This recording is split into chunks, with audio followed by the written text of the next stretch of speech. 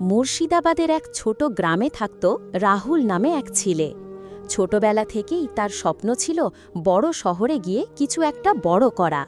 কিন্তু তার জীবন ছিল খুব সাধারণ, বাবা কৃষক, মা গৃহিণী। একদিন হঠাৎ সে সিদ্ধান্ত নিল কাজের জন্য মুম্বাই যাবে। পরিবারকে কষ্ট করে বিদায় জানিয়ে সে ট্রেনে চেপে বসল।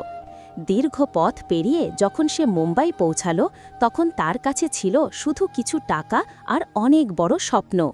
মুম্বাই শহরটা ছিল একদম আলাদা, উঁচু উঁচু বিল্ডিং, ভিড় আর ব্যস্ততা। প্রথম কয়েক মাস রাহুল খুব কষ্ট করল, কখনো হোটেলে কাজ করল, কখনো ডেলিভারির কাজ। একদিন বৃষ্টির দুপুরে বাস স্টপে দাঁড়িয়েছিল রাহুল। হঠাৎ পাশেই দাঁড়ানো এক মেয়ের সঙ্গে তার দেখা হলো। মেয়েটির নাম ছিল সারা।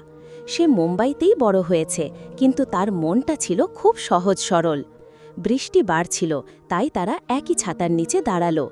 সেখান থেকেই শুরু হলো তাদের কথাবার্তা।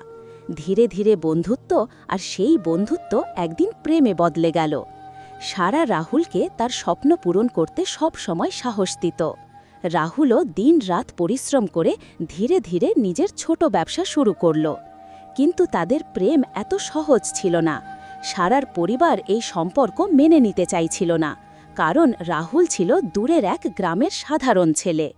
অনেক বাধা এলো, অনেক কান্না এলো, কিন্তু তারা একে অপরের হাত ছাড়েনি। শেষ পর্যন্ত রাহুল তার পরিশ্রম আর সততার মাধ্যমে সফল হল। তখন সারার পরিবারও বুঝল সত্যিকারের ভালোবাসা আর পরিশ্রমকে আটকানো যায় না। অবশেষে একদিন মুম্বাইয়ের সমুদ্রের ধারে সূর্যাস্তের সময় রাহুল সারাকে বলল, মুর্শিদাবাদ থেকে মুম্বাই পর্যন্ত আমার যাত্রা শুধু স্বপ্নের জন্য ছিল না, তোমাকে পাওয়ার জন্যও ছিল। ইউটিউব ফ্রেন্ড, আমাদের গল্পগুলি যদি ভালো লাগে অবশ্যই চ্যানেলটি সাবস্ক্রাইব করবেন। এর পরের পার্টটি শোনার জন্য চ্যানেলটি সাবস্ক্রাইব এবং লাইক করবেন। ধন্যবাদ। মুর্শিদাবাদের এক ছোট গ্রামে থাকত রাহুল নামে এক ছেলে। ছোটবেলা থেকেই তার স্বপ্ন ছিল বড় শহরে গিয়ে কিছু একটা বড় করা। কিন্তু তার জীবন ছিল খুব সাধারণ, বাবা কৃষক, মা গৃহিণী। একদিন হঠাৎ সে সিদ্ধান্ত নিল কাজের জন্য মুম্বাই যাবে। পরিবারকে কষ্ট করে বিদায় জানিয়ে সে ট্রেনে চেপে বসল। দীর্ঘ পথ পেরিয়ে যখন সে মুম্বাই পৌঁছাল, তখন তার কাছে